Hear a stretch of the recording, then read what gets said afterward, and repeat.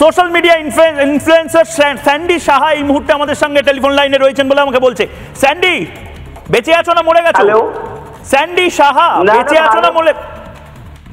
শুনতে পাচ্ছো? আমি তো শুনতে পাচ্ছি, তুমি শুনতে পাচ্ছ? তোমার গলায় কোনো প্রবলেম হচ্ছে না তো? না, কেন প্রবলেম হবে? কুম্ভ মেলায় তুমি গেছো, কুম্ভ মেলায় স্নান করেছো, এই সেকুলার পন্থীরা বলছে কুম্ভ মেলায় স্নান করলে শরীর খারাপ হয়ে যায়। দেখো, আমার তো এখনো অব্দি কিছু হয়নি, সুস্থ আছি, দিব্যি আছি, বরং স্কিনে আরো গ্লোটা বেড়ে গেছে। কি হয়ে গেছে? শক্তি বেড়ে গেছে? স্কিনে গ্লোটা আরো গ্ল্যামারটা বেড়ে গেছে। স্কিনের গ্লো বেড়ে গেছে? স্যান্ডি সাহার স্কিনের গ্লো বেড়ে গেছে শুনলে তো সেকুলার পন্থীরা তোমাকে এবার ধরে নিয়ে যাবে।